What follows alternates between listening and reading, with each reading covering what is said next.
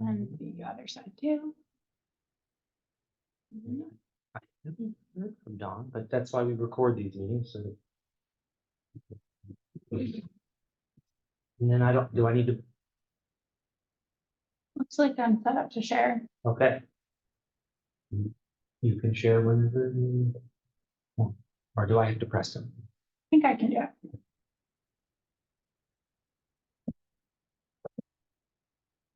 All right. Hide. Panel.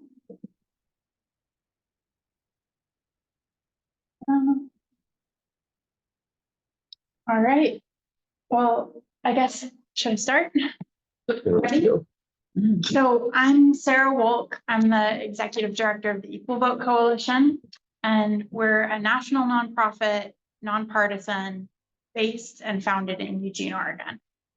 And our mission is to fight for true equality in the vote.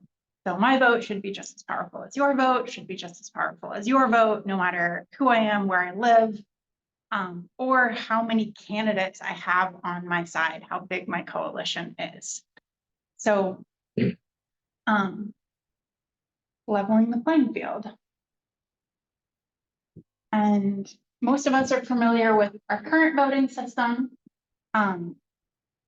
It is not fair, equal, or particularly representative. And that's been universally regarded by electoral scientists and political scientists throughout time. What we like about it is it's very simple. You just choose one candidate only. But what we don't like about it is that if you don't think that your favorite can win, then it's not necessarily safe to vote your conscience. People are faced with this electability bias where you want to vote for the front runner who seems most electable, who's raised the most money, who has name recognition.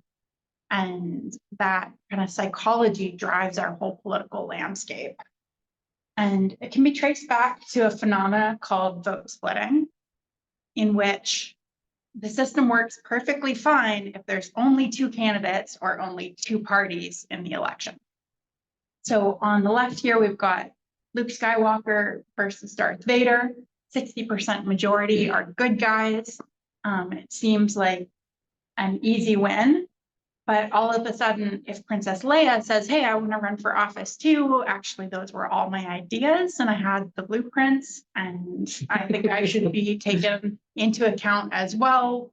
They run the risk of splitting this majority coalition and electing Darth Vader through vote splitting. So Leia is branded a spoiler, her career is over. Luke is mad at her for throwing the whole election to the other side, and politics just gets more divided and unrepresentative over time.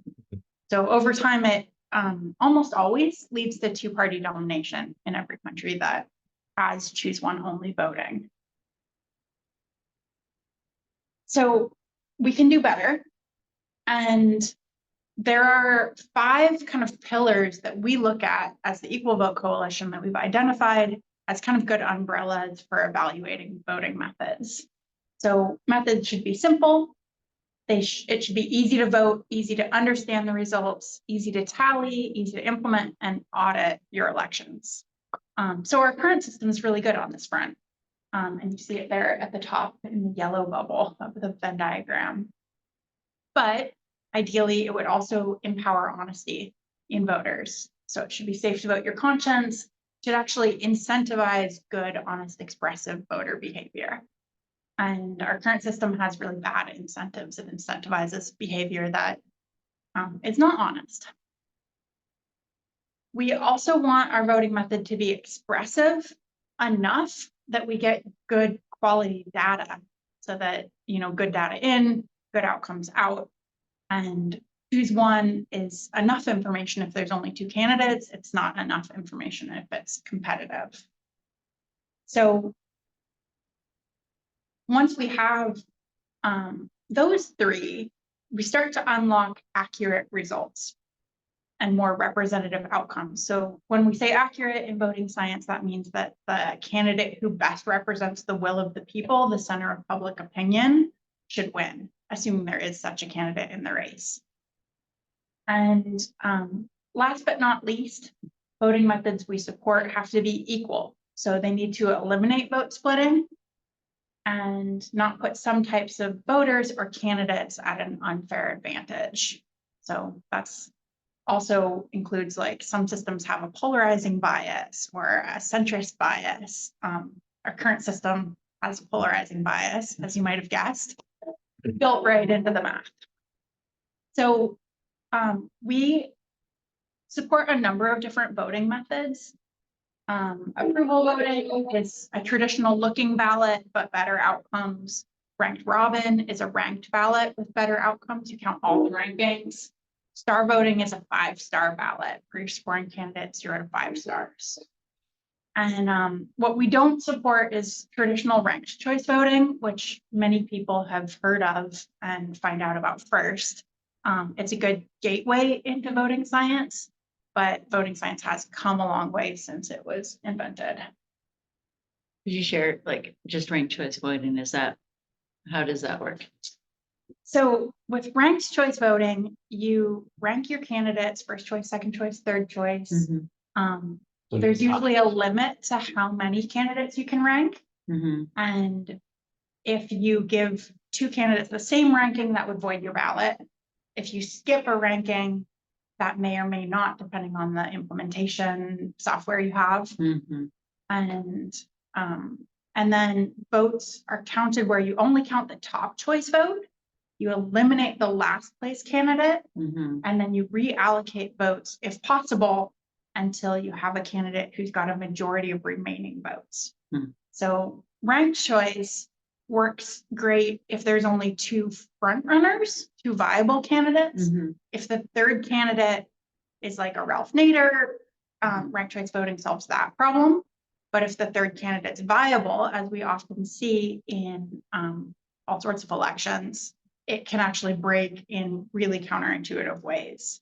And that comes down to the fact that they don't actually count all the rankings.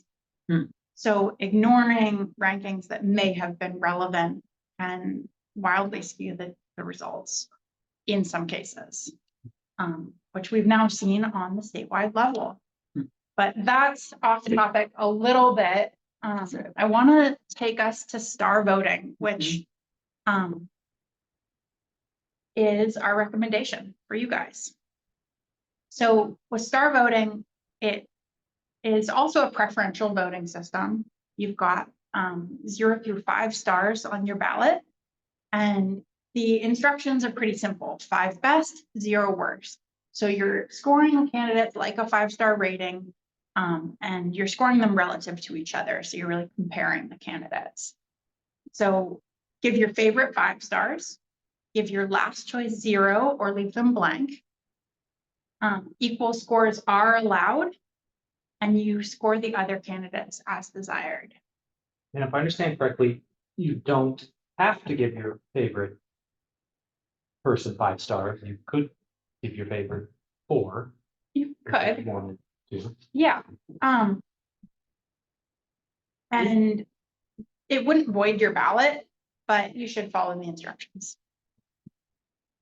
Is this all the candidates, or do you do one for each party, all the candidates? It's adaptable, and I've got that on a slide, a couple slides ahead, how it can be implemented, because it is adaptable. But for our purposes, because city council elections are non-partisan, Everybody. Yeah, it'd be all one election. And I assume you don't have like dozens of candidates for Oak Ridge. So you probably wouldn't want a primary either, but that's another option. Yeah, so what's great about the 5-star ballot is that it's, again, very adaptable.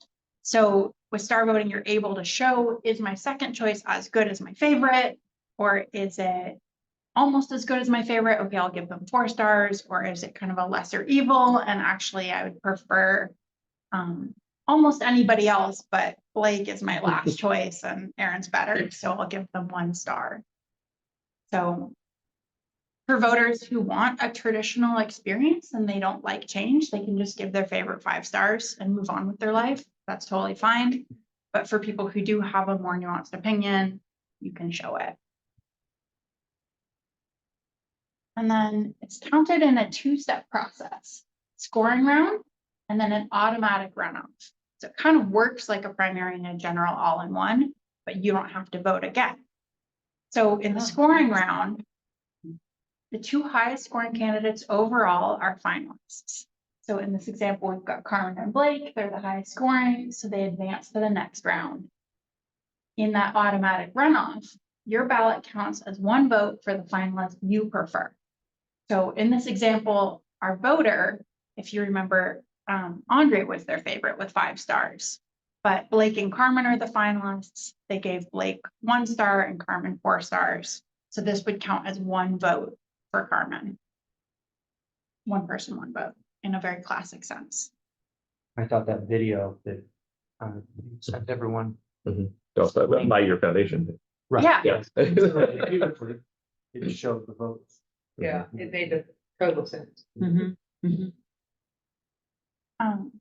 Annie made that video and she's brilliant. We also did a stop motion animation video that compares choose one, star voting, and ranked choice with a very simple example. So you can actually see how they do get different outcomes and why the outcome that star got feels the most representative. So I recommend that, but that's a sidebar. So the results under star voting are really familiar. You have this kind of pie chart scenario where you can say in the runoff, Carmen was preferred by 58% of voters. Blake was preferred by 37%. And in some cases, you'll have a sliver of voters who scored both finalists equally because they didn't have a preference between them. So that's counted. It's called an equal preference vote. And it, will help your candidates, either advance or not into the runoff. But then it doesn't tip the scales either way if you like the two finalists equally. So this is where I like to bring in our chance to actually try it for yourselves. So you've all got a very important pet election on which animal makes the best kind of pet. Bird, cat, python, dog, fish, rabbit, and rat. So it's a pretty crowded field. A lot on the line. And Sarah, I see that you're on the line. You can actually go to, I believe it's equal.vote/pet, and you can vote in the online version of this. Okay, cool. Or if I think it's equal.vote/pet. or I can just take a picture, Sarah, and send it to you, and you can tell me how to fill out your ballot. Okay, let me see. I pulled up that online. Oh, no. I probably need to have like a .com or .org or something. Probably misremembering. No, you're right. The equal.vote/pet. There's no Slash .com. It is .vote. But I sent you the picture too, if that's easier, Sarah. Oh, cool. You can just, wow, you can just tell us how you want to vote. I can record. Okay, cool.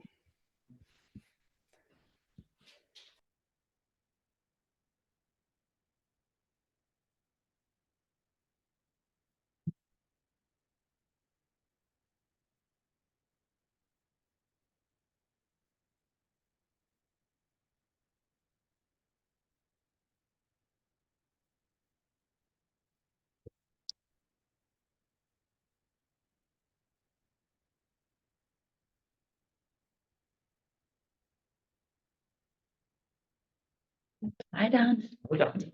I'll give you a ballot. Just in time for the most fun part of the presentation. Oh, I'm so sorry I missed that. It's still going on. So yeah, with star voting, score your candidates 0 to 5, follow the instructions there. And we're voting on best pet.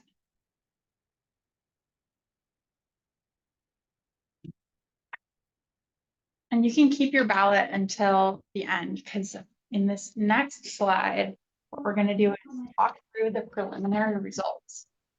So we've been doing this at neighborhood associations and civic groups all over the place.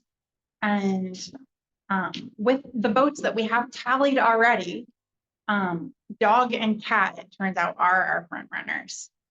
So dog has 156 stars, cat has 131, rabbit has 80, bird is right behind with 79, fish has 67, and then rat and python are trailing, and python has 43 stars.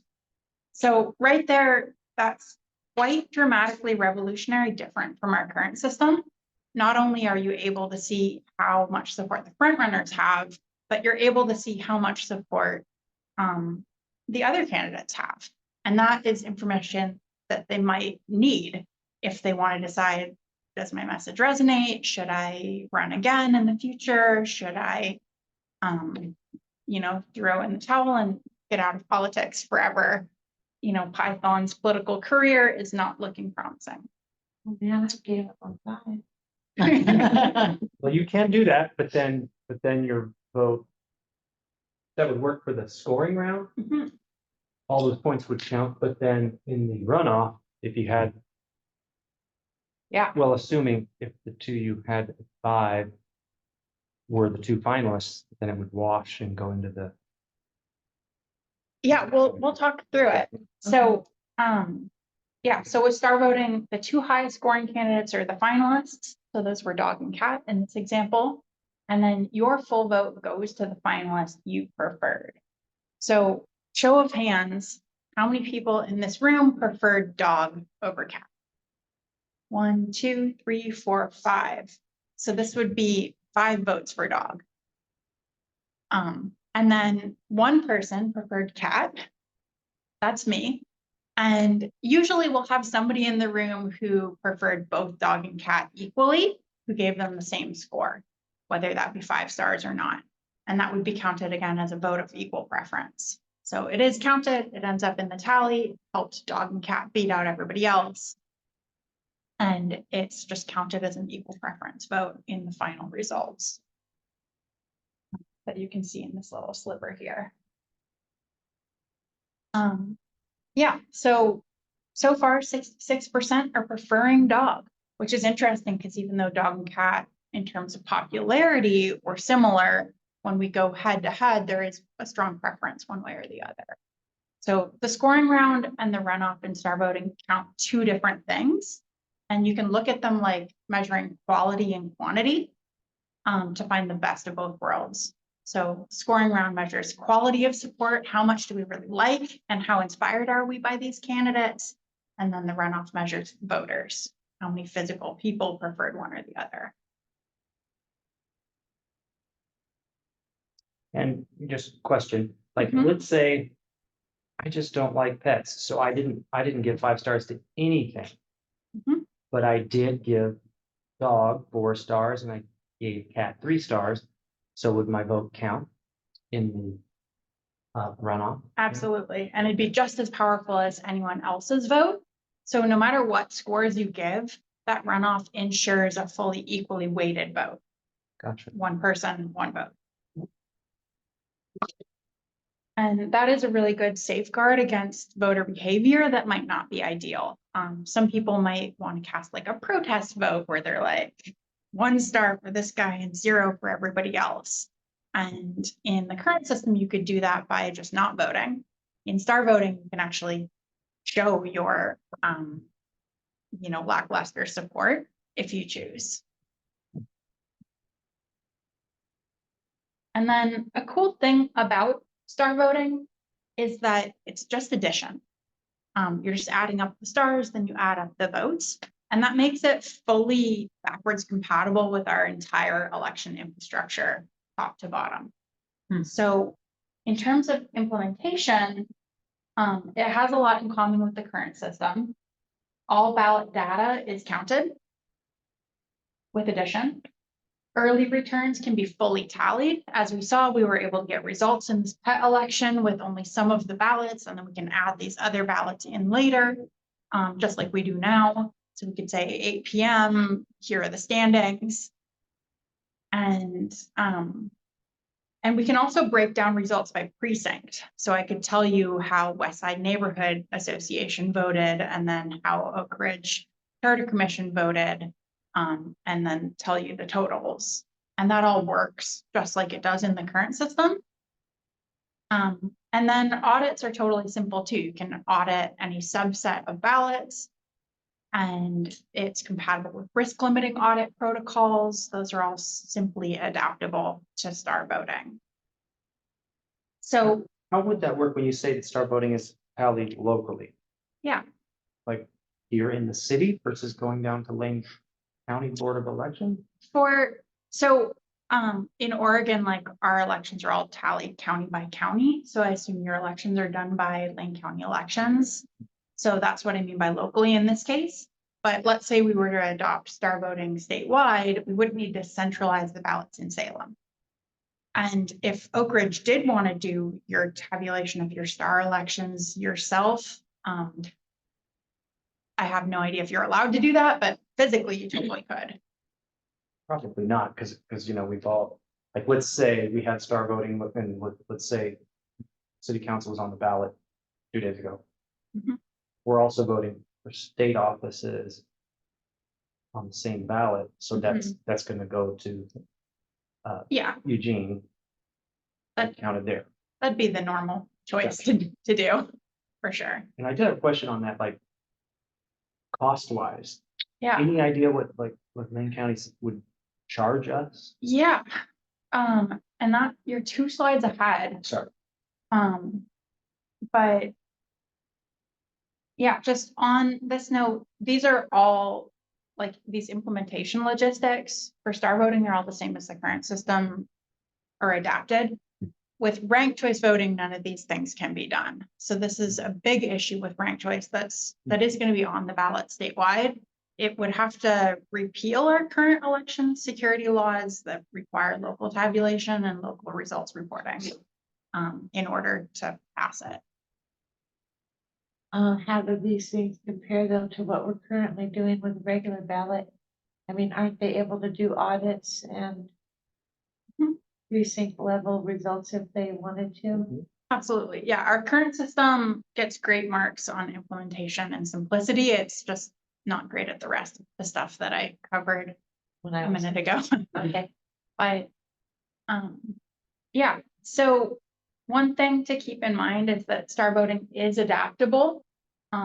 Like you said, you're looking at it for nonpartisan elections, but it could be used for partisan. It works well for single winner or multi-winner elections. Sounds like you're currently at large, but considering districts Well, yes, or but wards. the way it works right now is we have some positions. Like, sometimes we have an election where you get to pick your top 2. Because they're all in a pool.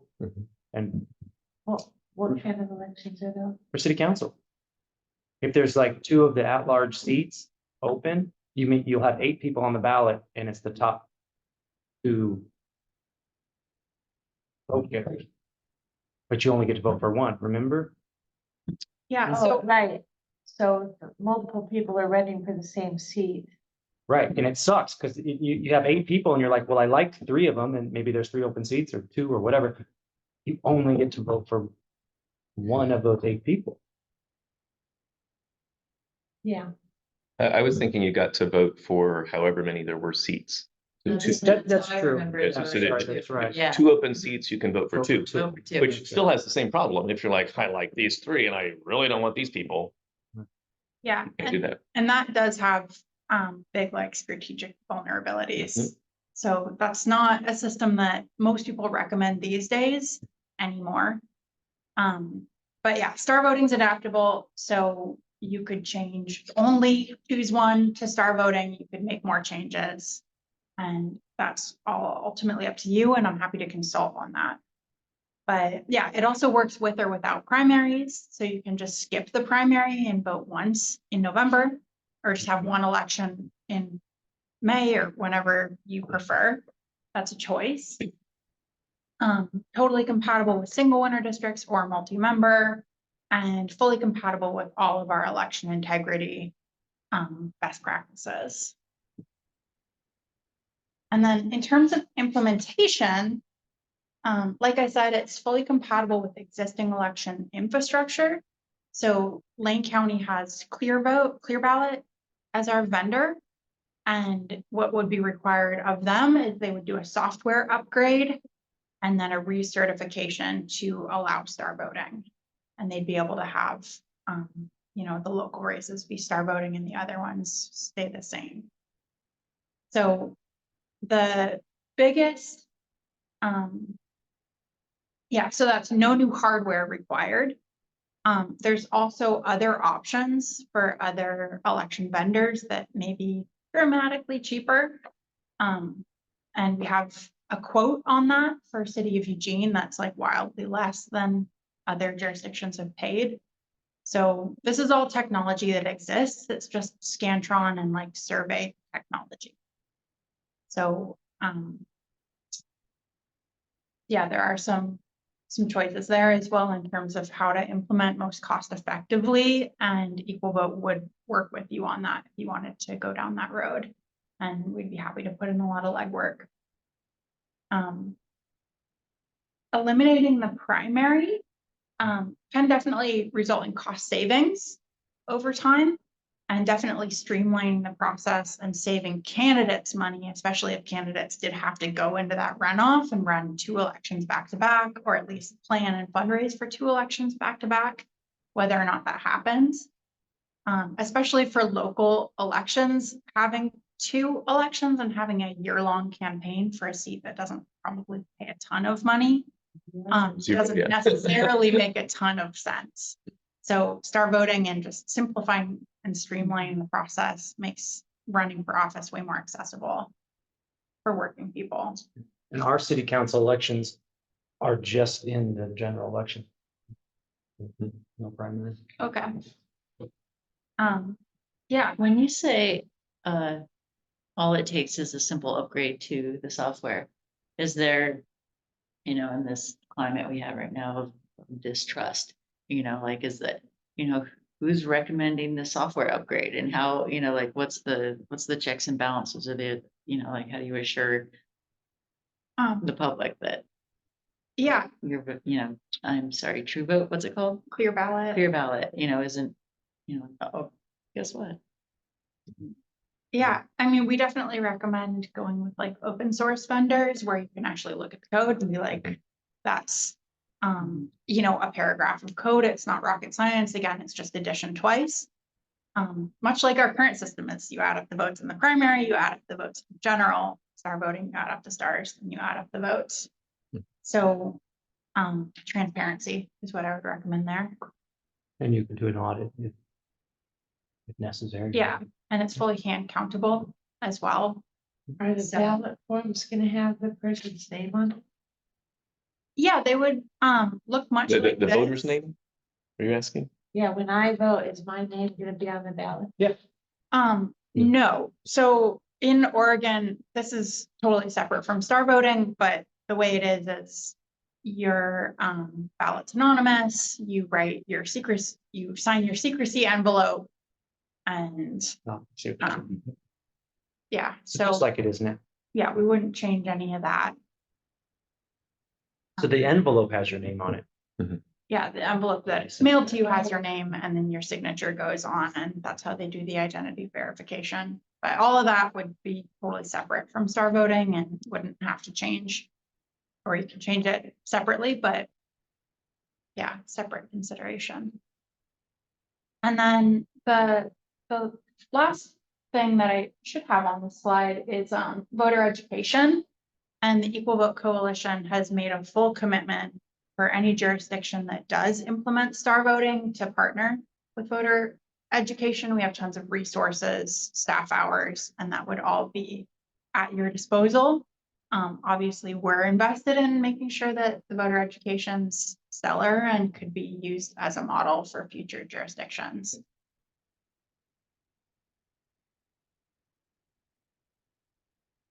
So just to summarize, you score your candidates 0 to 5 stars, 5 best, 0 worst.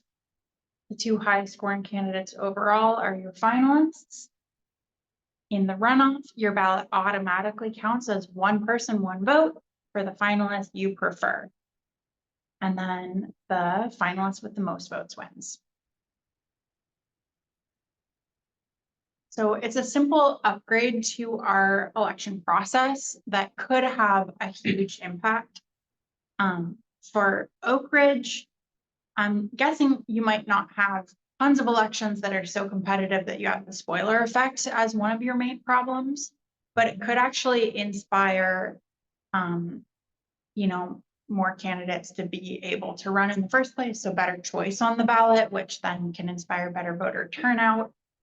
The main driver of voter turnout is when people have somebody that they want to vote for. So leveling the playing field and making that more accessible and fair for underdog candidates can really help the winners, whoever they are, have a broader mandate and better buy-in from the electorate. And it's got support from all over the political spectrum. That's one thing that we're really proud of having built is lots of community organizations, local leaders support it, but also political parties and groups from across the political spectrum have adopted it and used it or plan to use it in their own internal elections. So we have a number of case studies where it's been used. Independent Party of Oregon used it for their statewide primary. The Democratic Party of Oregon used it for their presidential delegate elections, which is a fun case study because they had like 50 candidates running for Bernie delegate. And that would have been a true wreck with any other voting method, but star voting scales really well for bigger fields of candidates. And yeah, a number of other examples. But we are looking for somebody to be the first governmental jurisdiction to adopt it for municipal public elections. So it's a chance to have a much bigger impact than the size of Oak Ridge. Star voting does top the charts in terms of the election science. It's found to be the most accurate and the most resilient to strategic voting in every study that's included it. So in terms of vetting, this is the cutting edge. We're on a really strong foundation. And the next step is to essentially pilot it and model that it's an option for the rest of the world. And we have Venezuela was excited about adopting it for their primary elections. Yeah, support all over the world and all over the country. We've got chapters all over the place trying to do this. So it is, yeah, like I said, an opportunity to do a simple upgrade for your local elections that would have a huge impact on the future of voting reform.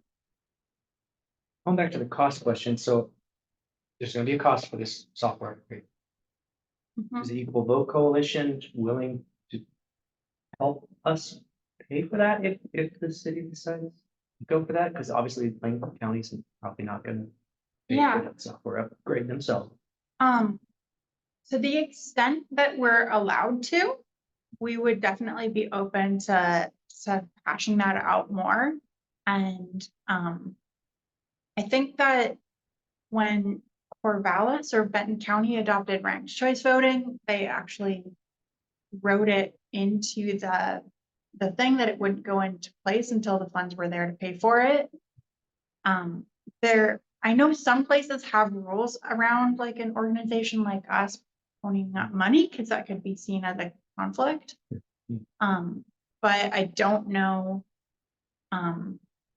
Yeah, so we could totally partner with you on a fundraiser in which we would donate for that specifically, and then if it's paid for, it goes into effect. I think the software upgrade itself is relatively a pretty trivial expense in the scope of election budget, but the certification may be more, and we haven't been able to get hard numbers. So having a jurisdiction pass it is the catalyst to then have the vendor make the software and certify it. So the software itself, what are we talking, thousands? Tens of thousands? So not the certification part, but just the Yeah. software, so, you know? somewhere in the thousands. Department, and I'm honestly not totally sure. It would depend on the vendor and it would depend on the route that you go. I know that,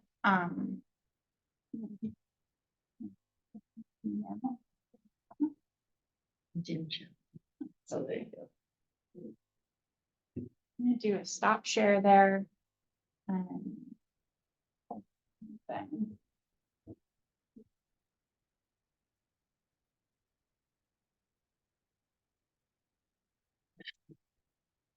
Sorry I was late, but how did Lake County fare in the election on this?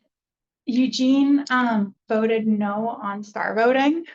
And, we're super sad about it. We had basically what seemed like a really good chance at winning up until a couple of weeks ago. Everyone we talked to, city council and people who I think would know more than me, were like, we think you're gonna win.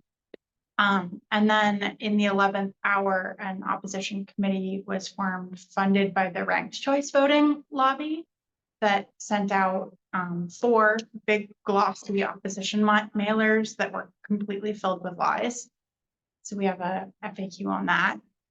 And they said League of Women Voters opposes it, which they don't. They took no position.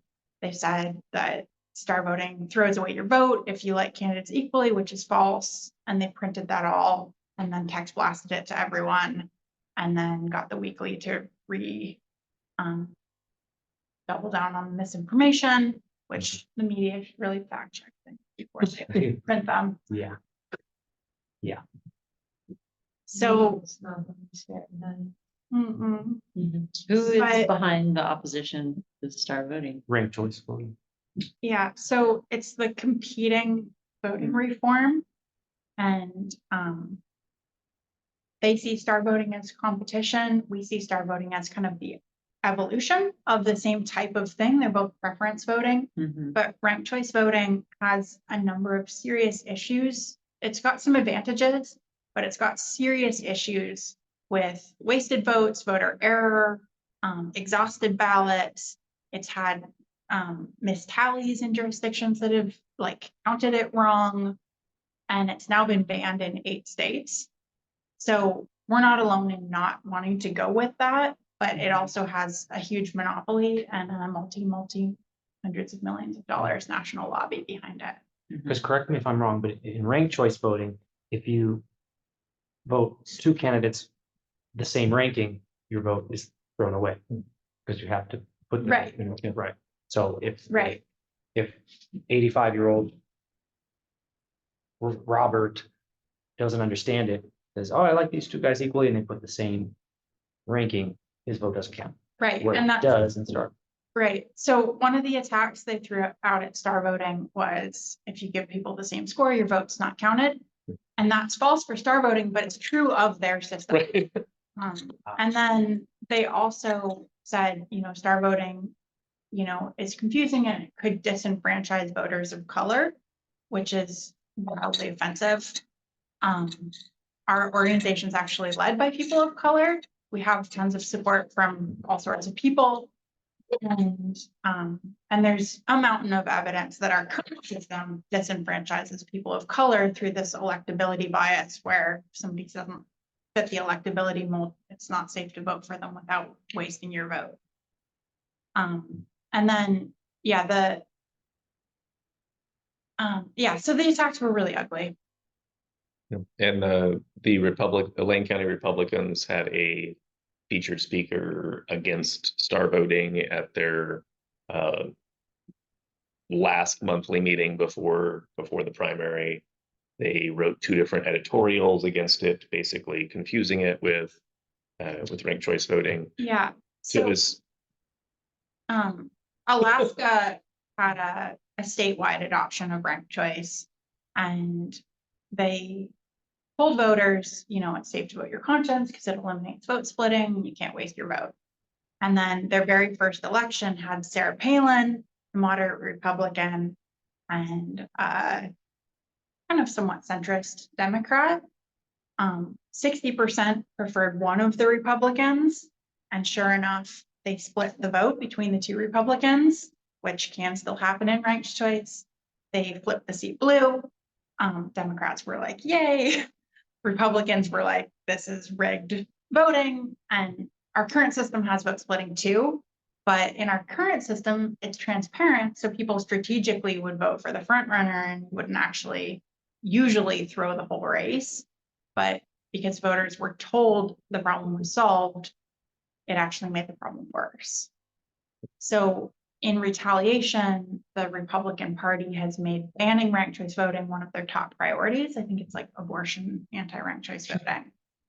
And but star voting, again, has very cross-partisan support. We didn't get a letter of endorsement from the Republican Party, but we do have a number of Republican legislators who have like tweeted positive things. And it does address all of their concerns, which are, again, the wasted ballots and the bait and switch messaging and the election security stuff. The reason why I asked was because I was thinking like if individual cities can pass this, it would be better for a bigger city to pass it first and pay for the software. And then the smaller places could get on board. But if we had to pay for the software that would affect the entire county, I could see that as being It could be, and it is true that the first jurisdiction to adopt with a given vendor would pay, like it's just a one-time cost. So anyone else could piggyback and do it, or not have to pay that part of the implementation.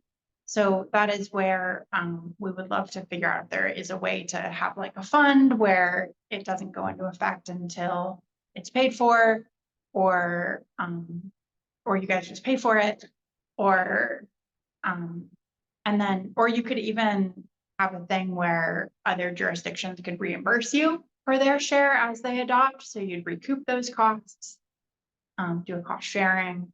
I think there's creative solutions there, but the cost of having a wildly inaccurate polarizing system that makes voters not want to participate and all of that is a bigger cost in terms of what most municipalities spend on their normal budgeting. These aren't massive numbers. Proportionally, they are bigger though for a smaller town bridge. So that's fair. I think our election budgeting line is just $1,000. Yeah, so I think a fundraiser could be that's probably what I would recommend. And if there's model language that we can use, borrowing from Corvallis's implementation of ranked choice, this would only come into effect if the funds are independently available. Then that would remove the line item concern. Yeah, absolutely. And this is not in response to what you said. It was what I thought you were going to say. Mhm. And I just typed too fast. But we do have a ton of implementation resources, like all sorts of stuff in terms of what would the ballot language be like, what would it say on the ballot, and what kind of language do we recommend for the implementation that goes way beyond what would be in the actual measure that you passed. But yeah, just so you know, there is a bunch of all of the technical resources to back this up as well. Great.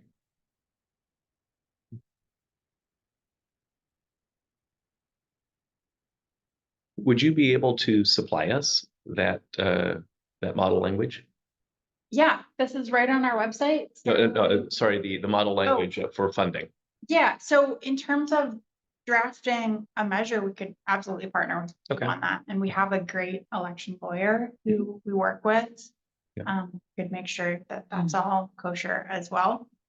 But yeah, we'd be happy to draft you a template or something. Thank you. And are you willing to stay around if we have questions as we talk? Yeah, I'm excited to not be in Eugene right now. So last thing on my agenda for the day. All right. So let's have a round. First off, just a questions and clarifications. So this is not around to comment or share our impressions of star voting. It's just around to see if you have any questions for understanding. Sarah, I think has a question. Yes. Thanks for taking my question because I know I'm not actually on the committee.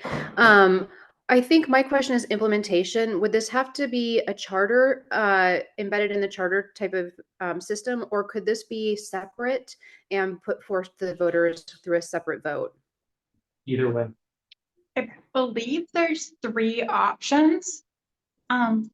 Generally, depending on the exact rules of your city, but you may be able to just pass it by ordinance yourselves.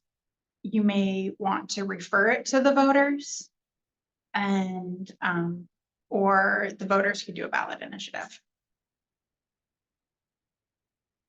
Yeah, or we could put it in the charter, which then the charter has to be approved by Yeah. the voters. Right, so yeah, if you just put it in the charter reform package. Right, if the charter reform package passes, then it would be automatic. So yeah, lots of options. All right. So questions for clarification, not opinions. Well, and my first question is, do we currently have anything in our charter regarding voting? Star voting is naturally compatible with pretty much every election code anywhere because of the way the runoff works. Your vote goes to the finalist you prefer, and the finalist with the most votes wins. So that's just dovetails. So no questions for clarification? Well, I do have a question about if it went as an ordinance, if that's legal. She mentioned that. You mentioned it as a possibility. I personally question it. But It depends on the jurisdiction. I haven't read your charter, so I don't know what. And we Your do have preferences. we have some voting stuff in our charter. For instance, it goes to the general election. We don't have a primary. So that's in the charter right now. Yep. So you could, there could be 25 candidates for one position on city council, and it's whoever gets the most Well, votes. we don't run for seat. For mayor. Mayor is Yeah. separate. Yeah, so there could be 25 candidates for mayor. Whoever gets the most vote, one shot, that's it, no runoff. Current. but thanks for bringing that up. That's in section 8. Thanks. And we do have template legislation as well. That's more buried on the website. For you.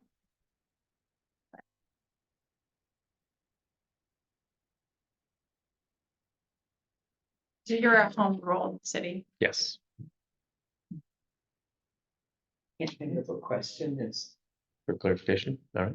My question was the same as Sarah's. Would it be possible to separate this Mhm. star voting from the charter that we've been looking? Yeah, and it's definitely possible because the city council can pass a referendum or call for a referendum vote on the charter Mhm, and on the star voting. mhm. But yeah. Yay. Any questions for clarification from you, James? Mhm. All right, next round. We're now this is impressions, questions that you think may, whatever you want to say. How are you sitting with this? I am thinking from the very little that I know, because I was napping earlier, that, I guess I'm kind of here nor there on it. I would probably support it in the sense that, if it was a separate from the charter kind of a thing. As far as going on the ballot. But,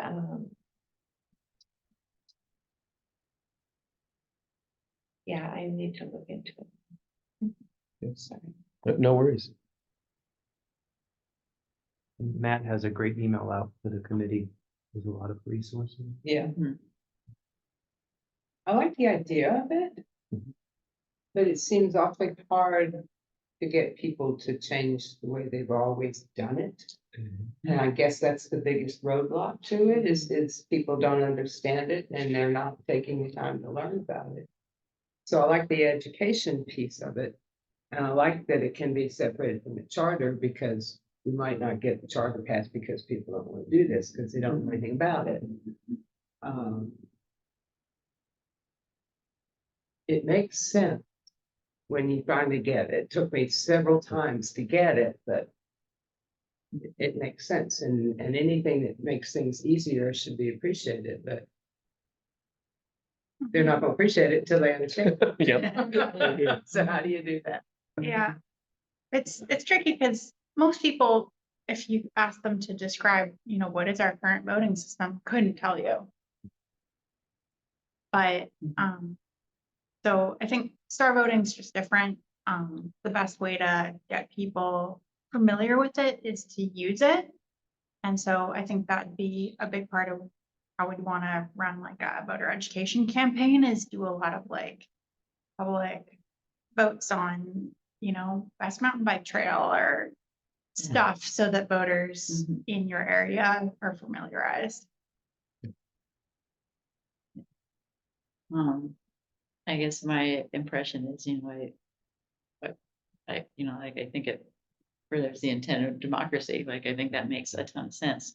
And it, I do have a little bit of like a gasp of, gosh, is Oak Ridge gonna be the first place? Does that put us in the news? Like, is Oak Ridge the right stage for, you know, for being the leader in star voting? Is it? Like, would that, I don't know, would it be good for Oak Ridge to have that much publicity? Would it be Yes. good for star voting? Would it be good for the movement of star voting? We have a fairly, I don't know if volatile's right or Contentious. contentious, thank you. Political environment here, like what is that a great, stage, for this? I don't know that, but I absolutely think it needs to be separate from the charter. Like, we've been working hard to make the charter, more clear, easier to understand, like, I think all the work we've been putting into the charter, I think putting in something like star voting or even putting in districting, and I think some that big of a change would railroad. I think that would railroad the process of simplifying and improving our charter. And those, not to bring districting into this conversation, but I'd like to see the separation of those two things. See our work in the charter move forward and possibly add star voting to the ballot. How are you sitting, James? Well, I think I've made my opinion clear. I'm full support. I think we need to change how we vote in general, and I hate party politics, and this takes some power away from parties. Yeah. Yep. You're right. Interesting to see the stats you pulled up, because I've always said, oh, it's like 50-50 here, Democrat, Republican. Yeah. And yeah, it's like a difference of 10 votes, Yeah. 10 registered people. Yeah. Is that right? Yeah. Or 50-50? It's, yeah, I think there's 10 more Republican registered voters in Oak Ridge than Yeah. Democrats. So you have 555 registered Democrats, 576 registered Republicans, and 963 non-affiliated. So Oh, That's- okay. Uh-huh. There's the catch, because I was gonna say, we have way more than 1,000 voters. in Mhm. Oak Ridge. Yeah. Mhm. Interesting. yeah, so for swing districts, star voting could be very stabilizing because what you can see if you have a 50-50 split is like you have a super right wing administration and you have a super left one, or you have super right and left people all mixed together that can't work together. You could get a lot of chaos in your local elected leadership that way, hypothetically. Been here before? I have not looked into your local politics at all. That's totally off the cuff. But with star voting, it does find consensus supported winners. So that would be probably less of a swing and kind of a more moderate. While still ensuring majority preferred winners. If we go back to that slide that you have of the.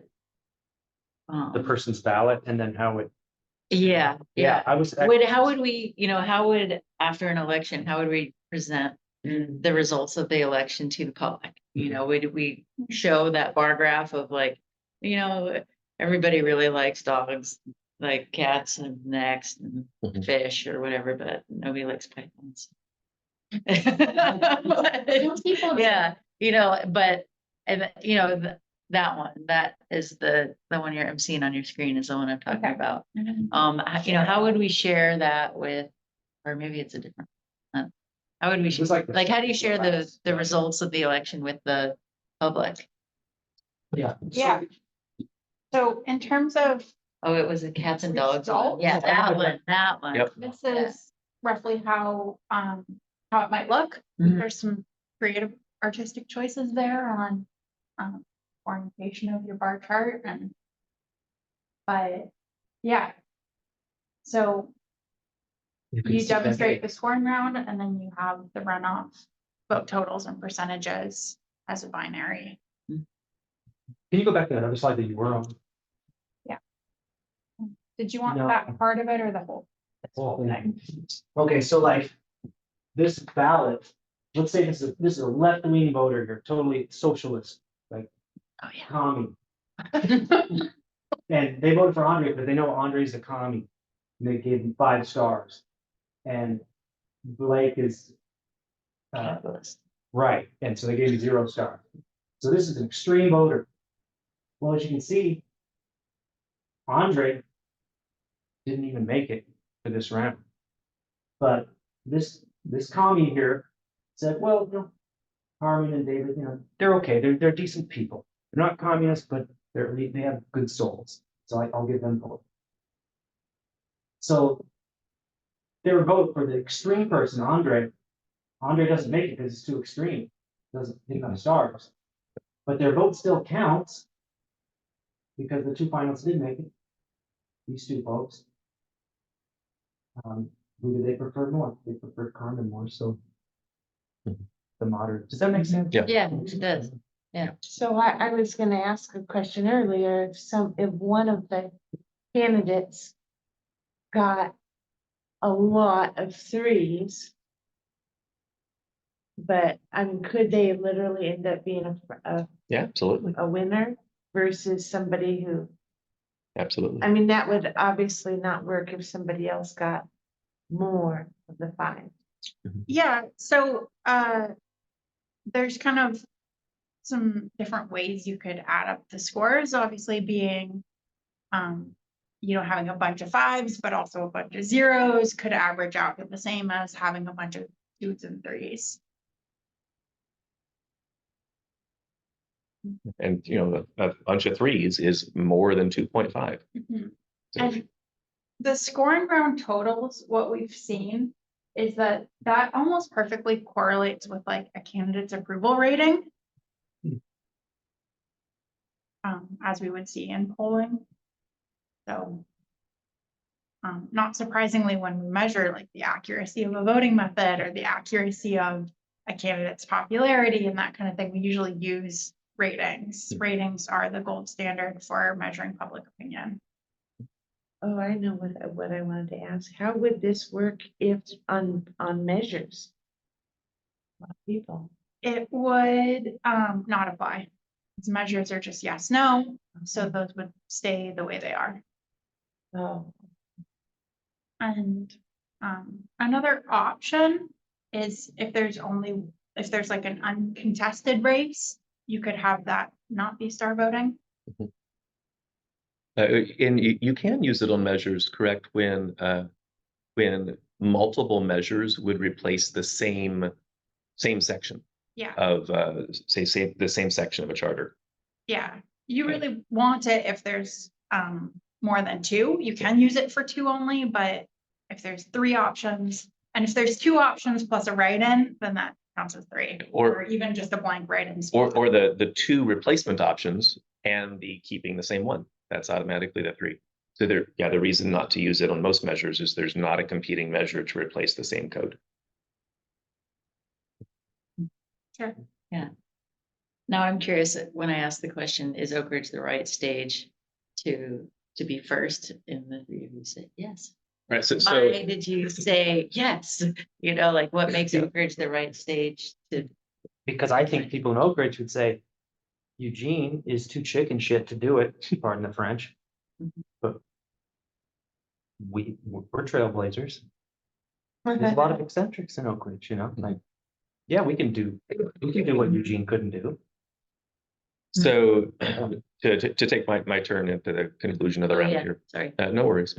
I concur that I would prefer not to see it part of the charter, because I think, especially given the vote that just happened in Eugene, the the risk of it not being approved, the risk of all the charter not being approved is too high. Mhm. However, I think we can do even better than just having a ballot referendum. I think we can, as a committee, we can craft language for the city council in tandem with equal vote that has the cost piece written in, and give that to the city council alongside the charter to say, let's, if you want to get both of these as a referendum, you didn't ask for this one, but if you want to get it as a referendum, here's the language for it. And that way, that's public record. If the next city council happens to want to do that as well, that language is already there. So I think that could be a good part of sort of a legacy of what we're doing in addition to the charter. Second thing I think we can do is to make sure that the voting language in the charter itself is going to be compatible as much as possible with any implementation of star voting should that pass, so that there's no obstacle in the charter language to a straightforward moving toward the star voting. As I mentioned, big fan of star voting, especially as we get to larger municipalities or statewide. I think I was so excited to run across this years ago. So someone thought this, and the models for this are robust, and you covered that. And in terms of why I think Oak Ridge is a great place for this, Oak Ridge is very capital poor right now, and I think that as a city, we need to do what we can to do 2 things simultaneously. One, to preserve affordability as much as we can, and 2, to attract investment as much as we can. And this area is, go outside. It's beautiful. It's gorgeous.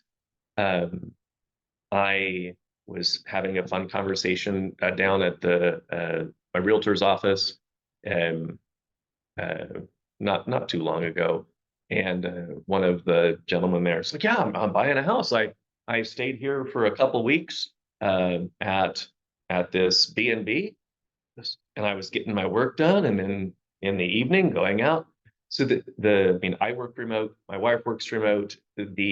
The potential to attract capital, and I think especially of some extraordinarily deep-pocketed investors in the crypto community, to a place where remote work is viable, and the surroundings are unmatched. I think that's high. So things that show an awareness of how to balance considerations, that's anything where you're looking to balance power ensure equal representation. Mhm. That is a value system that a lot of people in the crypto world have staked thousands of volunteer hours on. So the more that Oak Ridge can be associated with anything that's carrying forward those values, and I think Star Voting does that excellently. I think that is a great way to tacitly solicit investment in our community. To build on that, even without a giant investor, I think doing something forward thinking and innovative would attract people who work remotely. Like my job, a lot of it is remote, or all of it could be remote theoretically. And, you know, the attraction of being able to live where I want to go instead of commute to where I want to go is huge. And I think a lot of people are fed up with some of the bigger cities, especially in Oregon these days, and to have, I think are looking at the rest of Oregon and saying, you know, is this a place where I would find like-minded people, or, you know, is this a forward-thinking place that I would, you know, find a place? And I think going to Star Voting just demonstrates that, Yep. you know, openness, mindedness. I'll move here. So if it's all right with everyone, we're going 2 hours tonight instead of hour and a half. We can pause for about 5 minutes, just get up and stretch, and then we'll come back. Sarah, I see your hand raised behind the screen. So are you able to stop share so that we can Yes. hear your comments, Sarah, before we take our brief break? If you'll allow me to. I just want to Sure. say, as a former political science major, I love the idea. I love the concept, how it's more democratic. I do think some of the deliberations you guys are having around whether or not it should be in the charter are spot on. Because especially if Eugene got a last minute campaign against it, then it, you know, some of that could sink the charter. And so I think that something to think about. I mean, I love the idea of either getting it on the ballot, or if it were possible to explore doing it through council and an ordinance, that'd be very interesting. Because I think especially how our system works already with how we have counselors and how they vote in seats is similar enough. I think that it could work really nicely. But I also, I think a consideration is how to educate the public. Because we do have a good portion of our public that are online, but we've definitely found, like through our Oak Ridge Air work, a lot of people still, they learn word of mouth, but through people they trust. And so I think, and a lot of that one-on-one. So I do think it's something that would need a very long campaign and time for people to ask questions and get some experience with it. To understand it better. So I was thinking about other ways, other, you know, places we can use it. I mean, it's similar to how we vote in collaborative settings with stars, you know, next to things, but it would be nice to be able to get the community somehow used to it beforehand. But otherwise, thank you very much for, this is great information. All right. So 7:25 we'll resume at, or sorry, 7:20 we'll resume at 7:20. Okay.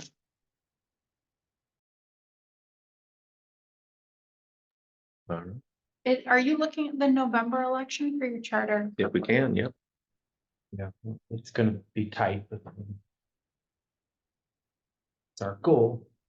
So I'll Should have not share closed that. screen again. Sorry. No worries. Yes. Kind of reflexively.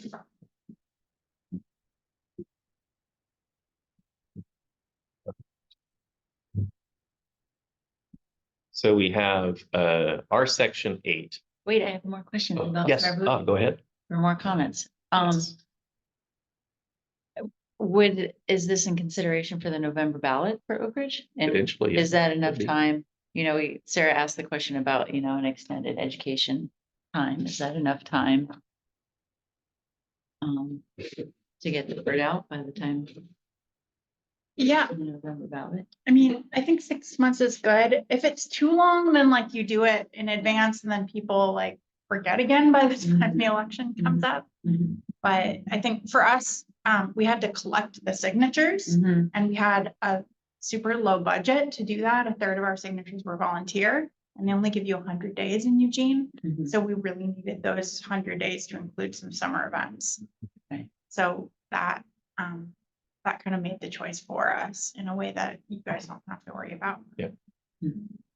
And then, I guess my next comment is, I'd really like to dissociate, like, when we bring this to the city council, I'd like to make sure that there's enough space between the two, and because I under no, it would be my preference, I don't want these two to be married, like we put a lot of work into this charter. And in a little sense, like I'm all for star voting, but I'm like, oh, we're here to talk about the charter. And then now, like we've spent almost 2 days talking about reforming voting and and I like kind of under the deadline a little bit for getting the charter passed.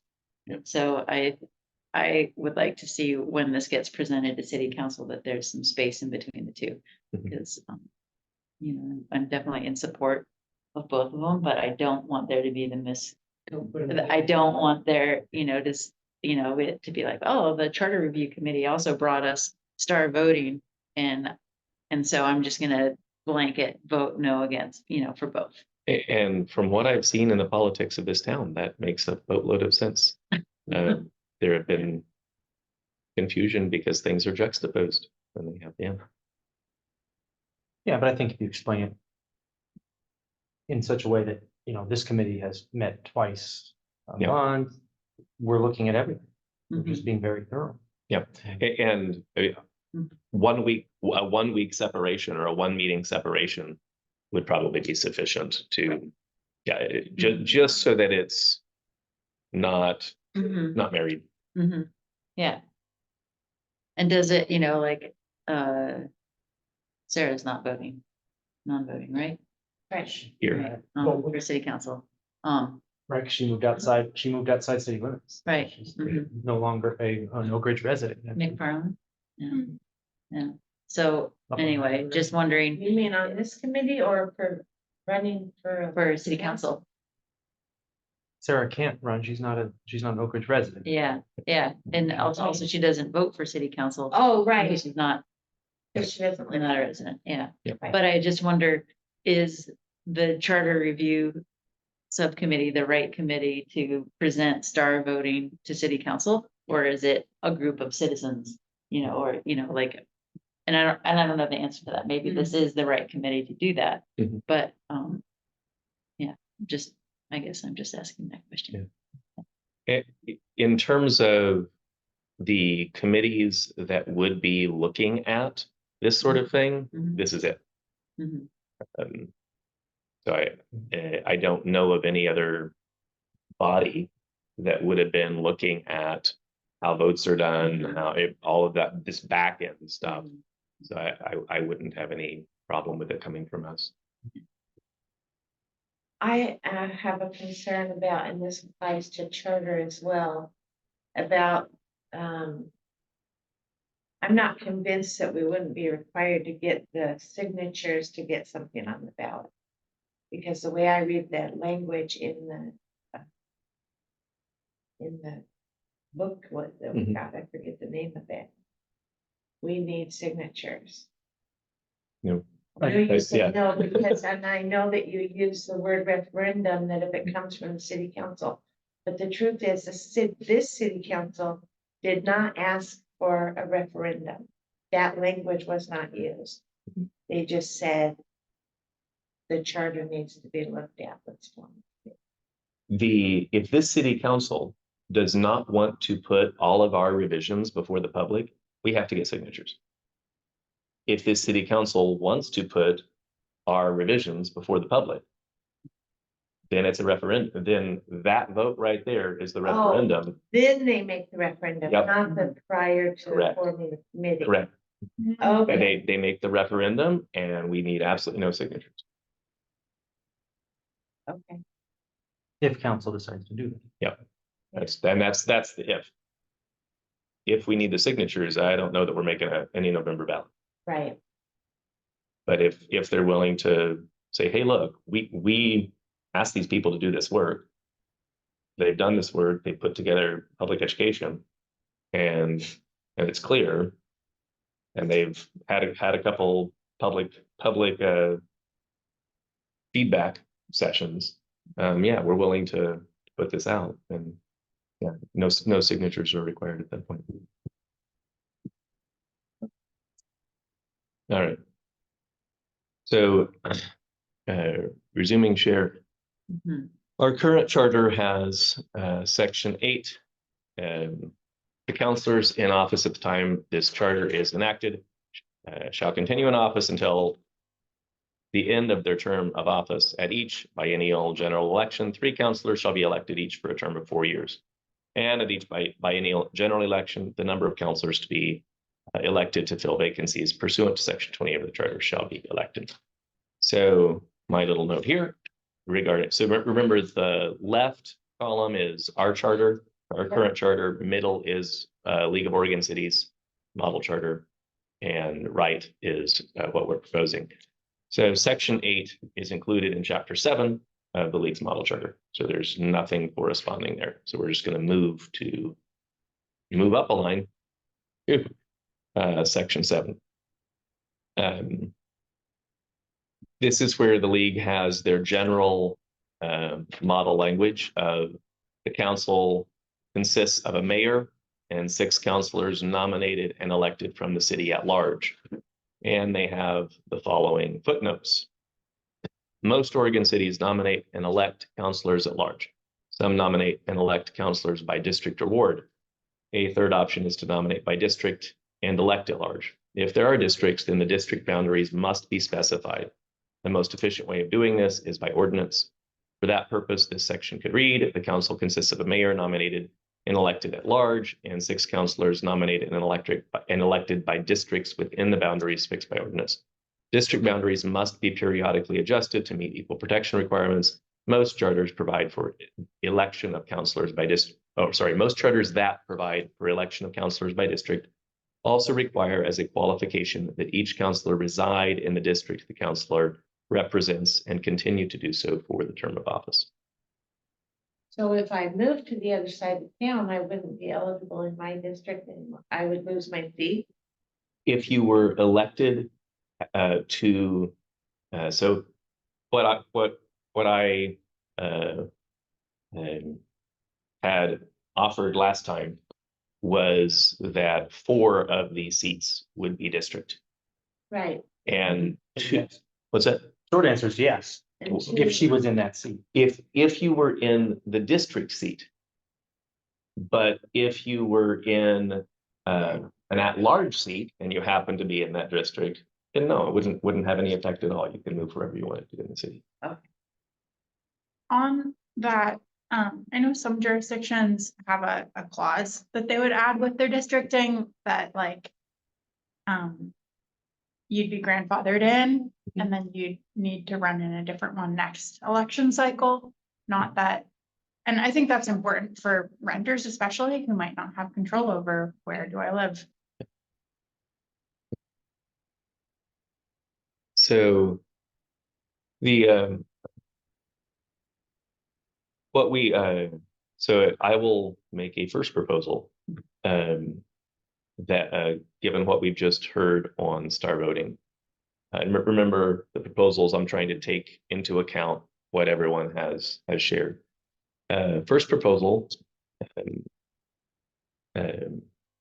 is that so this is note proposal, so I'll put it in bracket.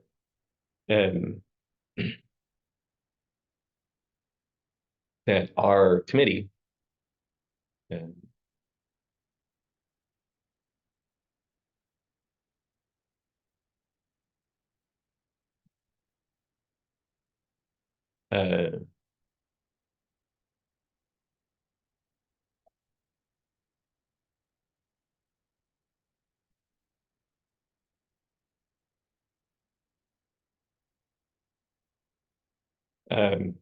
So that the proposal there would be our committee will work with the attorney at Equal Vote to ensure that this language or the language of this section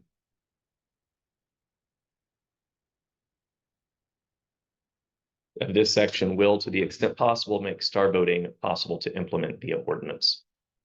So I do have a concern that whatever language we come up with may not do that. So let's resolve my concern Mhm. and just get it massaged by someone who knows what he or she is doing. So just making sure that the window's open. How are we sitting with that as a proposal? I would add, I would say make star voting or any other alternative voting method. Okay.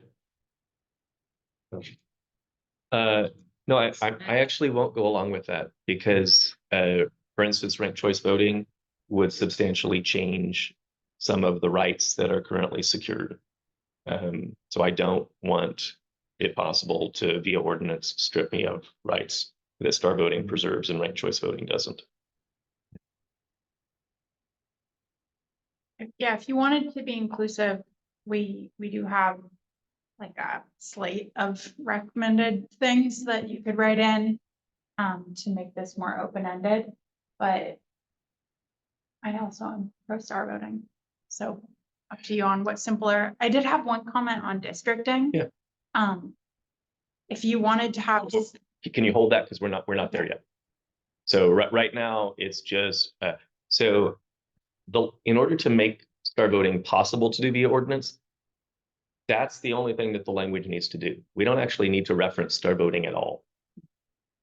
It's just to make it possible for star voting to be implemented via ordinance. Whether or not it makes any others implemented via ordinance, we can see that as we massage the language. But do we have consent to have Equal Vote look at the language to try to make it possible to implement star voting via ordinance? Well, first off, who's Equal Vote? Equal Vote are the people behind star voting. yeah, that's our nonprofit. Okay, so you're asking us to be okay with implementing language into our charter that allows for star voting, but not for any other kind of voting? No, I'm actually I'm suggesting that we, as a proposal, because what we've talked about here and seem sufficiently on board with seeing for our city, but not with putting in the language of the charter, is star voting. We haven't talked about whether we're okay with ranked choice voting. I'm not. But we haven't talked about any of that. So in terms of amalgamating what we've shared as a priority, that would be the language makes it possible to ensure the language of this section will, to the extent possible, make page up. Come on. Make at least, I can add that, at least star voting possible to implement via ordinance. Star voting is the only one we've talked about. Doesn't have to, the language won't have to reference it. It just has to make it possible to do via ordinance, as opposed to what I'm under the impression would have to occur is some sort of referendum or initiative.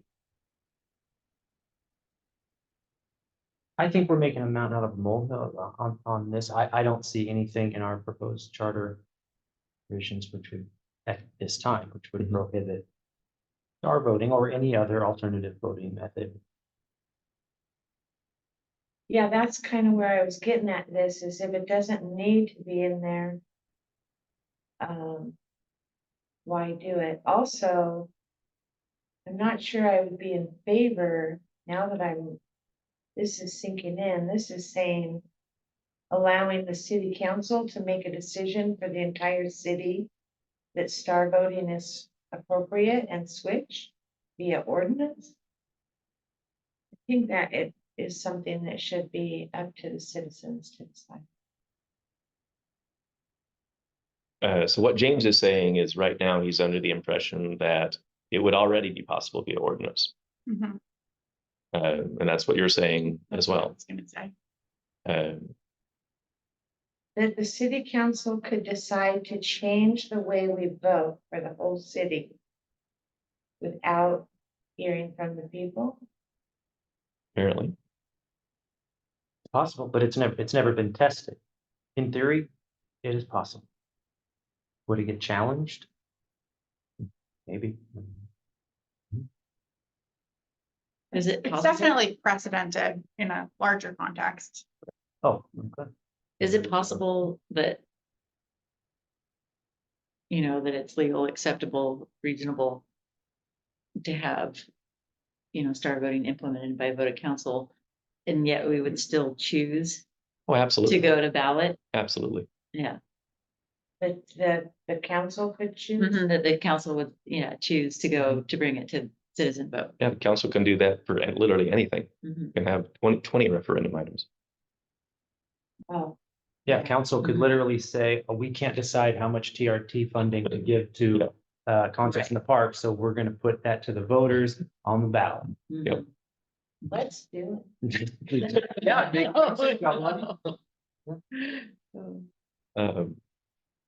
So yeah, this would, apparently there's precedent for doing it via ordinance.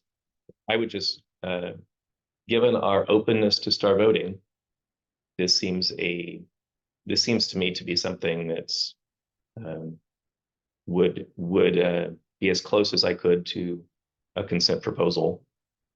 That let's have the language of this section looked at, just to make sure that there's minimal obstacle. Is that something that we can consent on? Sure. Yep. But it's not gonna be put in the chart. That the star voting would not be put in the charter, no. So We're making sure that we don't put anything in the charter that would prevent it. Yeah. Like, for instance, if we put something in the charter that said, we will never differ from our traditional election ever, then if there's like a statewide push to put star voting statewide as a home rule city, everyone else could be doing star voting and we don't, because we put it in the charter that we would never, Right. Yep. you know, or something. Just an inadvertent mistake that's like, oh, shoot, you know, people Right. that wear gray shoes can't do star voting, and we wrote gray shoes in the thing. Mhm. That was a mistake. So we good with this? Yeah, but I don't think we need to necessarily say it anywhere. We have the consensus. No, right now, that's why it's in the brackets, this is something that we'll do as an action. And then obviously the language doesn't need to be there. It's not language that goes into our charter. Right. That we talked with an attorney at equal vote to make sure that there was, it's just getting that attorney to look at the language that we draft for this section. Yeah, okay. Yes, Would you guys have a process for that? Like, would you want to have a point person or? yep, but How would we follow up? we'll appoint someone.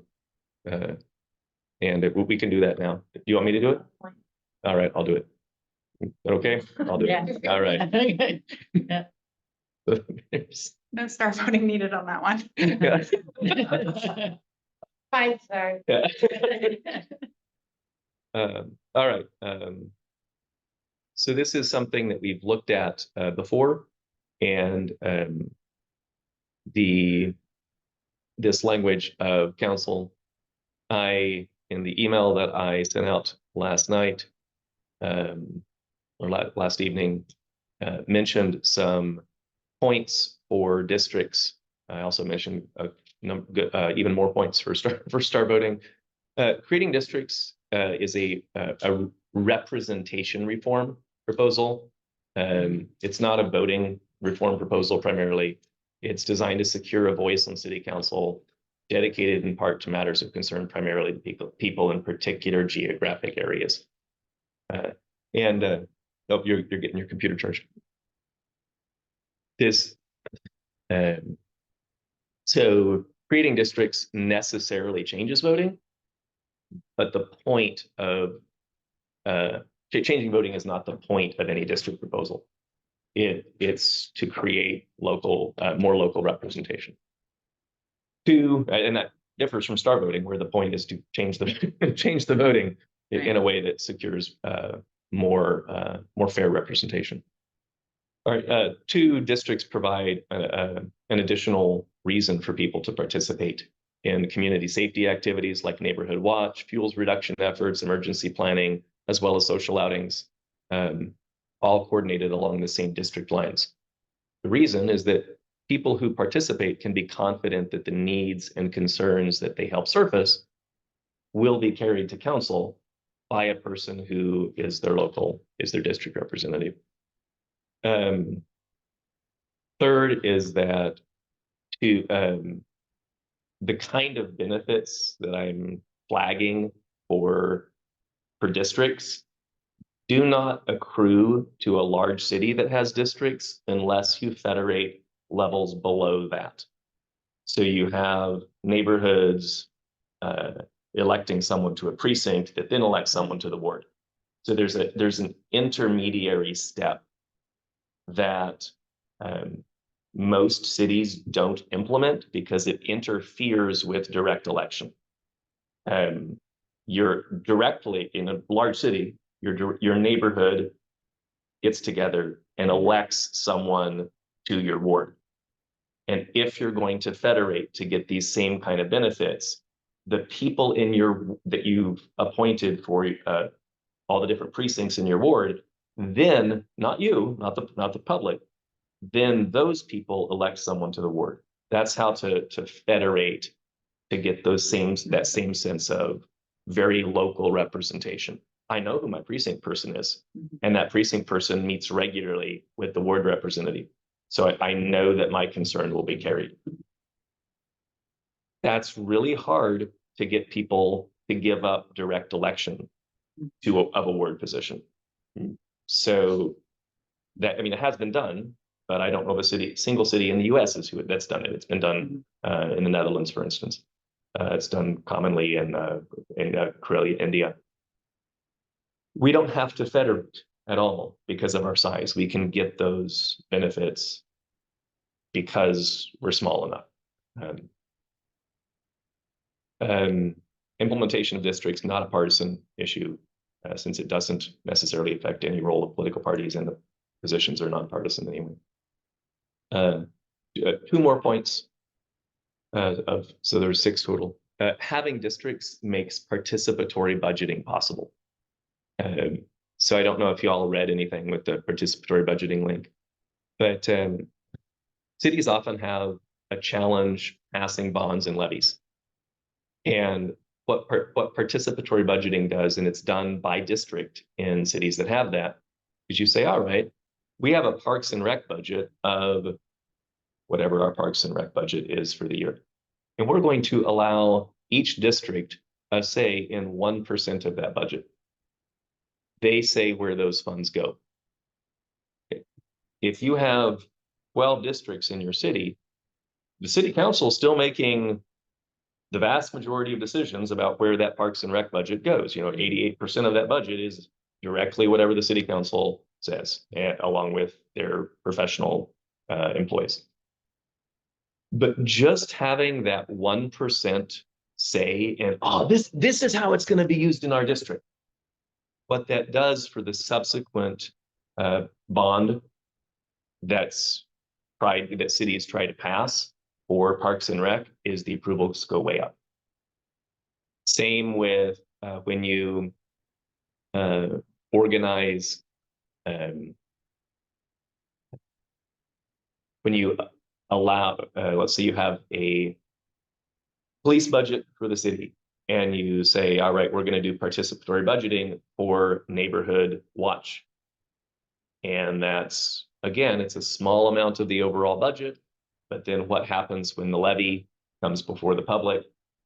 Or are we going to fund our police force similar to what we had 15 years ago? And the levy, which which often has historically failed after participatory budgeting of neighborhood watch funds, the levies pass.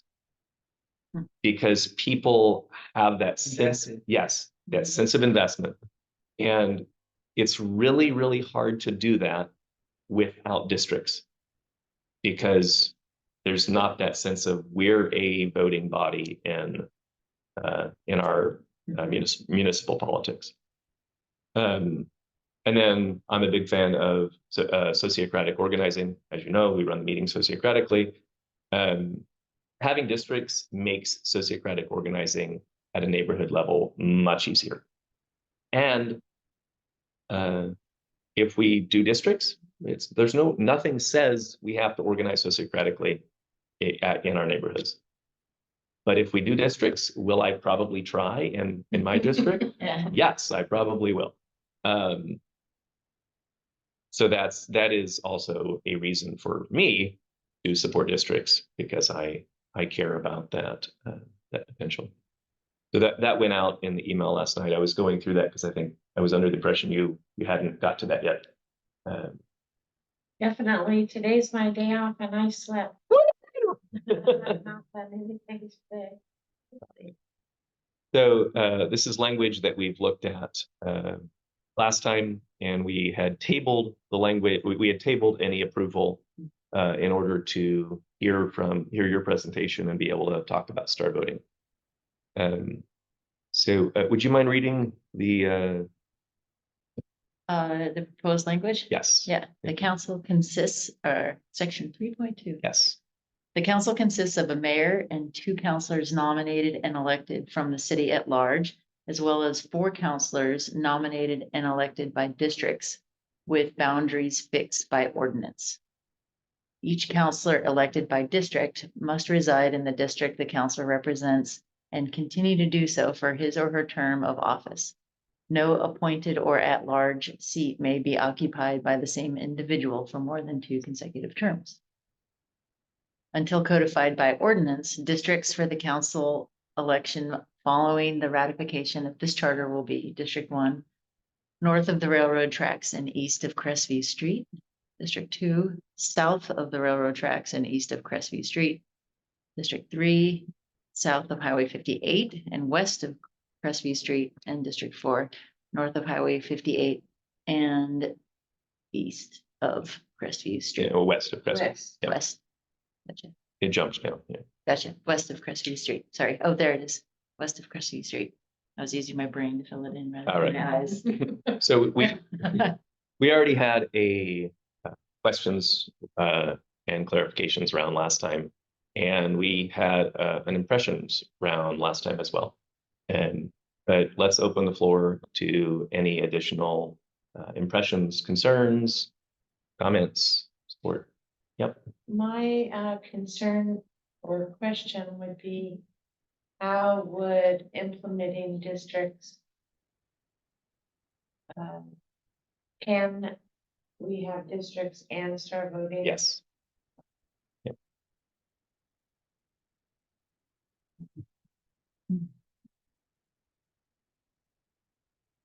Timing wise, Mhm. we're putting it in the charter, but it hasn't been decided that we're gonna have districts. That's something that we're saying, Literally, the charter is what creates that. okay? And we have the ability to say, we're gonna do this. And they have to listen. No, the voters have to vote on it. Yep. We're making a proposal.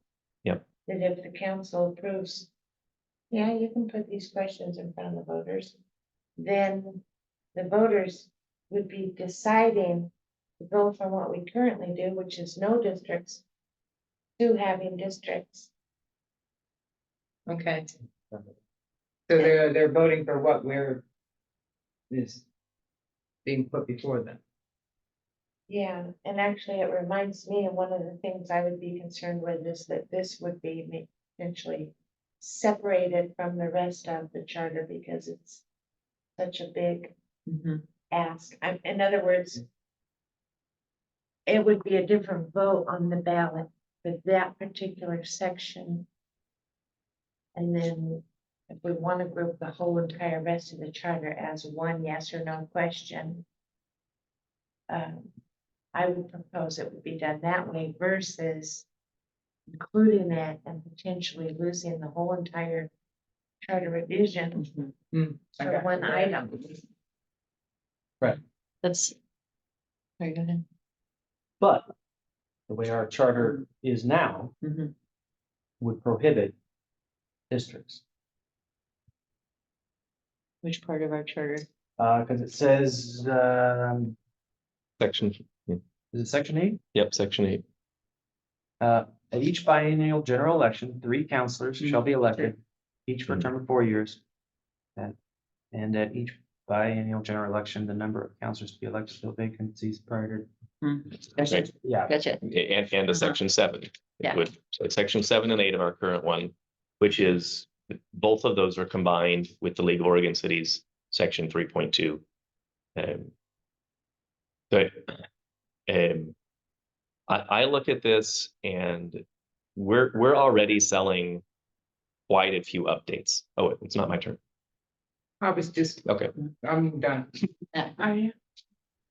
Yeah, I look at, I see this and I see that our efforts here to review and propose revisions to the charter is, is clarification and simplification and kind of getting rid of, discrepancies or holes, mistakes, if you will, in the last charter, and I think that adding districting might,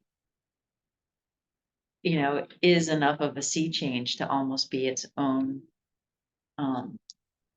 It's a much larger change to the charter than, what we've proposed for the whole, entire rest of it. And I think I'm wondering if there's a way to, as we proposed having the charter language be, leave the window open for star voting. I wonder if there's a way to word our charter language to leave the door open for districting. No. And because I guess I'm not gonna just accept a blanket no, because I think there's gotta be a way, of. I just think that, Mhm. I think that. Adding districting on top of the changes that we've already proposed might be the tipping point that get people to say, like it, districting is another, political buzzword that breeds distrust. I don't, and I would hate to see the whole thing get canned because we proposed districting. Okay. Are we certain enough that the ordinance would pass the city council? We have no idea. So if it doesn't, then this whole thing is moot. Right? Oh, you're talking about the ordinance for star voting? No, for the district that That would it's be, being proposed as an ordinance. No, because the charter specifies what, how the seats are related to the populace. Right. It either specifies that they're elected elected at large, or it specifies that they're elected by districts. So there's no way to, unless we just flat out say, yeah, the city council can choose whether to have by ordinance elect at large, or that would be very explicit language to give the city council that option of switching. And however much I want districts, I won't support that because I don't want that to flip flop from city council to city council. And it's districts this year. Oh, next year it's general. No, that's. right, so in our section 7 in our current charter, it does say elected from the city at large. So we have 2 choices. We go with that, At large or. or we go with a proposal to district, to change it to districts. Yeah, and I will add that I like the idea of, how districting improves representation, and, I like the idea of it, and I wonder if it's a tipping point, that would make a lot of other changes. Get no votes on the Yep. ballot. Well, one option would be to, we do what we're doing, make all the fixes. We don't address the issue of districts. However, still we take two little steps. We take a little step to make the charter better, and then we come back next year Mhm. and then try to get districts in. I think that any change that requires, that affects how seats are apportioned has to be done, at, not a midterm. Okay, So that'd be 4 years. No, No? any measure can be on the ballot every 2 years in November. For a charter revision that affects how seats are apportioned. I think I don't think that can be I can go back and look at the state law. But I was thinking that had to be a general. Well, there's a general Oh, every 2 yeah, years. general every 2 years, okay, as opposed to something in the middle of those 2 years, okay, Mhm. that makes sense. Well, actually, there's only a primary every 2 years also, right? Or is primary every year? The May, The city can call a special election, yeah, and in a special election, you cannot change how seats are apportioned.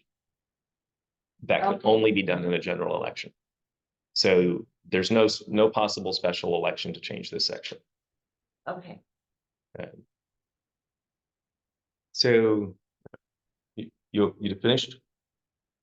I'll give my personal opinion. Yeah. I like districts, and I live in Chicago. I like the idea of wards, et cetera. I just think that Oak Ridge is too small for it. Mhm.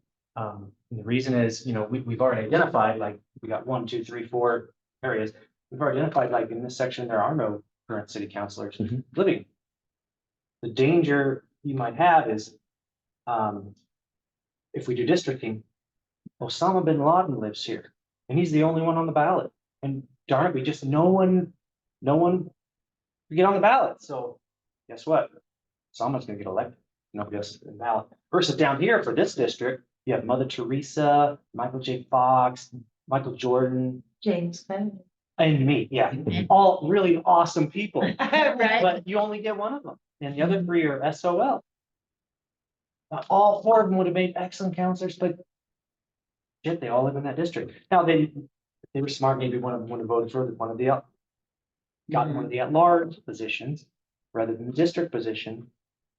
And I can see voters getting mad because, well, let's say somebody does run against Osama bin Laden. Jesus Christ. Everybody likes Jesus. But I live in this district. I get my ballot and I'm like, wait a second. We really can't let Osama in there, but what? I don't get to vote for Osama versus Jesus? Well, that sucks. They don't live in the correct district. Yeah, it wouldn't even be on their ballot. Right, exactly. Yeah. How come I don't get to vote? Right. Yeah. And so when you, like currently, for me to run on the ballot, I have to go apply and gather signatures and whatnot, so I wouldn't know. Or even with districts, people running wouldn't know if Osama was running or not. In other words, to drum up an interest in, I'm gonna run then, because I don't want. But it's the same way it is now. Right? You don't know unless you follow the. See, the deadline to apply is August 27th, and you can't campaign before that. Mhm. Right? Or maybe you can, Can't raise funds for the campaign. okay. You can certainly campaign on But your own if dime Osama keeps his mouth shut, and files at the last minute. it ends up on the ballot and it's the only applicant for that area. Yeah. That could be a problem. Fortunately, Osama does not live in Oak Ridge.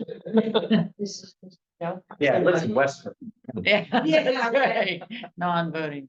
All right, so I'll be attentive to the time. Because it's 8:06. I'm last in the round here. What I'm hearing, I think, is a concern that if we put districts in as a part of the charter proposal, that it may take getting the charter approved. Mhm. The and I'm also hearing that aside from you, James, that while you like districts for the larger cities, which is the same place where I'm like, yeah, because they're not federated. You're curious if Oak Ridge is too small, and where I'm sitting is, I think Oak Ridge is a perfect size for districts. The exact phenomenon that you're mentioning of seeing Osama bin Laden win an election and Osama is representing that district, nobody in the district wants Osama representing them. So what do they do next election cycle? You have more people filing, more people interested. And meanwhile, there are plenty of other votes on the council to outweigh Osama's vote, because everyone is practically shunning Osama, unless Osama bin Laden is going, hey, we need a water main fixed on our street. And then everyone's like, all right, I don't care who you are. That's a reasonable thing to vote for. When I look at the council revisions, and granted, I have my mind deep in this mire.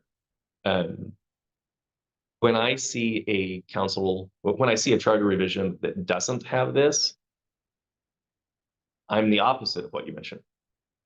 I'm looking for this because this is what democratizes the representation. It's what makes it where there is a local that local connection. And I think that in our public relations, our campaigns where we say these are the values that we've been honoring in our charter revision, which, I mean, we've done some stuff that's quite a bit beyond already, looking to say, hey, this is just a tweak. Mhm. We've said, hey, even emergency, even emergency ordinances are going to be subject to referendum. I mean, we can do that in the charter, and that is not at all typical. That's a power to the people. We've said, hey, every decision other than repopulating a council has to have at least 4 votes. That's another safeguard sense.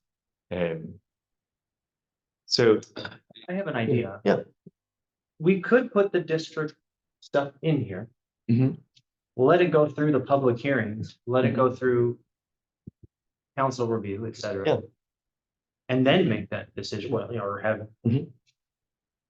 see how it goes, and Mhm. then you know, council can make their recommendation. Mhm. Because I think we would get a consensus. We could even, you know, little straw polls in the public hearings and Mhm. and then make the decision what language to pass through to the November election. I would be fine with that. Yeah. I would be against that. I don't think 7 people should choose what should be on the ballot for the Mhm. citizen. Well, that's why I was saying that the 2 public hearings, I think we should But we all know that in this city, the only people that show up for public hearings is the people who we personally invite. Yeah. I mean, it is not something where people go, oh, there's gonna be a public hearing, I'm going. 900 people show up, that doesn't happen. It's more like, Yeah. I think here's what we do. We say we're on the agenda, we're gonna narrow the highway on Highway 58. And then we scratch that, we table that item, but then You got 100 people there. That's not the crowd we want. While you're here, Yes. So one of the things I volunteered to do, and still very willing to do it, is to film little explanations Mhm. in videos and amalgamate them on a site, so that it's very easy to follow explanations, not focused on the minutia, but focused on the values of these are the values that have guided our committee, and therefore here's what we're recommending. And that would be that'd be easy for me to do with this proposal. I think Videos out there. I think that I'd like to see a consensus amongst our group about what we present Mhm. at the public hearings, and not rely on the public hearing to like add or subtract a certain, section or item being districting, and I wonder, I guess that's a little idealistic, but like, could we flip the table and present the charter with counselors elected at large, and then ask at the public review, would you prefer to see districting instead? I mean, I don't. Yeah, it just in conversations I've had with people around town, like we have a hard enough time getting people to run for council, period, like. How would, I'll, yeah, I almost think, it's too, Oak Ridge is too small. right, I'll pipe in again. I know that there was the concern of, well, people may not run. Right. I literally have no interest in running for an at-large seat. I have an extraordinary interest in running for a district seat, because what I value is that opportunity to take hyper-local concerns to the meetings. You want to make a comment? I have a comment. Yeah, I know this isn't what I was asked to consult on, but we do have a slide on this with Mhm. pros and cons. You guys have summarized most of them already. Mhm. But if you did just strike this chunk that says each counselor must reside in the district, Mhm. that leaves it up to voters in that district if they, they probably prefer to have someone from their district, but if Mhm. their candidate sucks, they're not like stuck with that. And again, if you have a renter that moves, Mhm. striking that one thing, I think would allow you to have districts, but address your concern. That, Another way especially for a saying- small town, those kind of details could make a really big difference. Would that allow the whole city to vote for every position, or would they still be voting for only their district? You'd still have to run in one district, but you wouldn't necessarily have to live in that district. Oh, I see. So if, for instance, Osama bin Laden was running unopposed, you could decide, I'm gonna run against them. from someone from another Or district. whatever. And yeah, and you could say, even though I live over here, I used to live in that district and I'm gonna protect your park and speak to local issues and whatever. And that can be a thing, in terms of like representative democracy. One of the big advantages of districts is you get direct representation. Mhm. But when you over control that, you can say like, we want the commission to be, 50-50 men and women or something, but then only really mean women run for the seat. And you're like, actually for this guy, but I'm a female. So locking in that could allow people in that district to have the choice of who represents them with less restriction. More freedom. It would also allow, part of the reason for districts in a city our size is to minimize the role of money in campaigning, and to facilitate that reaching out directly to people Mhm. and the letting someone from outside the district run does open up that role of money again, but it's not. You can't buy the election, but you can steer it.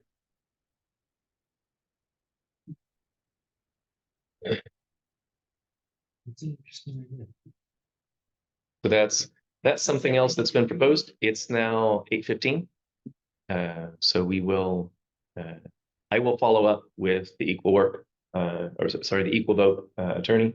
So we'll have that language looked at, both for this, and I will also create, basically I will have the same attorney look at the league's model language so that we have that both ways. We do need to talk logistics. Mhm. Because with our plan right now, we only have one more meeting. Yeah. Which is June 13th. Mhm. Before, we only have one more meeting before our planned public hearings on June 27th and July 11th. Is this the last thing we have to decide? Or No. do we have more work to do? We do. So the question is, what do we do? Well, Do we want to schedule 5 more meetings between now and June 17th? I thought we had already agreed to Sleepover? I thought we had already agreed to do the 30th this month because we had the 5th Thursday. The 30th is now a city council meeting. And there are meetings every single night of the week, a Monday through Thursday for the entire month of June. Oh, my. And John's. Okay, so I think we had agreed on that, but we can. Well, not do how, that. that doesn't make any sense. Oh, I see. Let's see. I think we had agreed on that too. Maybe we should make the council move their date, The what day? August 17th. I don't care, just so long as it's not June. I mean, we could, it's still Maybe we could meet before, when's council meeting? 6. 6 to 7, or is there a timeline? Probably Yeah, 8. or Wednesday, the 29th is totally open. How many of you all could do a 4 o'clock on the 30th? What day of the week is it? It can or can't? Can.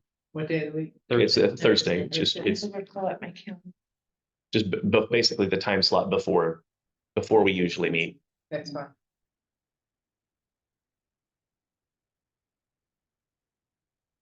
Is that a thing I should be looking at my calendar for? Yeah. You're good. You can come to all of our meetings if you want. Only the ones where it'd be helpful. Otherwise, no, thank you. Watch us. I hear ya. Okay, where is, looking at what day, the 30th? The 30th at 4 p.m. 4 to 6. Yes. I work till 5. It's also Wednesday, the 29th. I'm open on Wednesday, the 29th. I'm not, at least not in the evening. I have something that I can send a representative for, so I could do Wednesday if I need to. I could do Tuesday. We do kind of need that.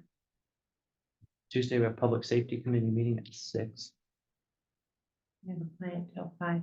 'Cause I don't expect Public Safety Committee meeting to be too long. I could also just ask my client if I could leave early.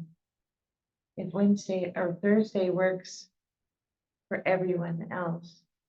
So far, so good. Mhm. Want to see if that works? So Wednesday, the 30th. No, Thursday. Yeah, Thursday the 30th, Thursday, the 30th from 4 to what? 4 to 6. And then we would have council from That's it. 6 to 8. However long council goes. And are we allowed to bring food? Because I Absolutely. go from 9 Yeah. AM to 8 PM without food. I don't mind food. I'll do it. Thank you. We want to try to schedule any additional June meetings. Between June 1st and June 13th, which is our. Our first. I can also do June 6th. That's a city council meeting plus an executive session afterwards. Okay, let's not do that. June 4th.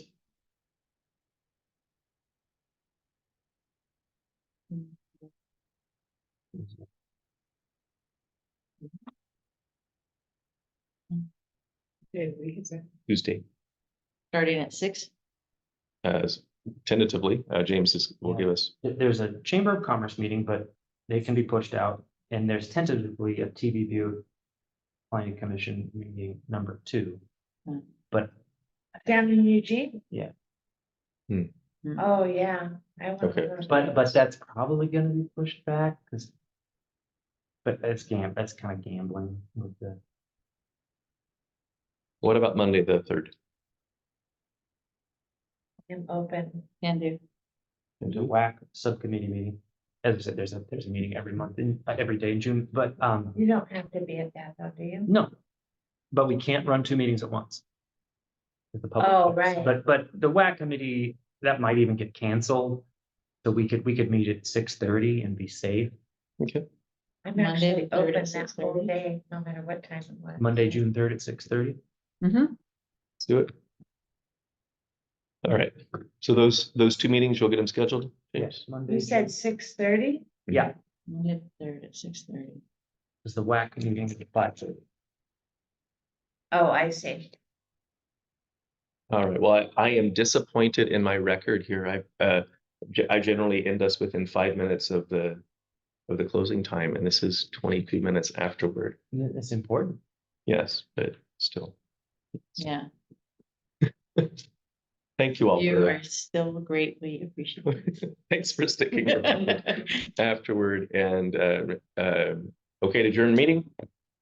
Sounds good to me. All right, meeting adjourned at 23. Thank you, and thank you for coming up and sharing with us. Yeah. Yeah, thanks for inviting me.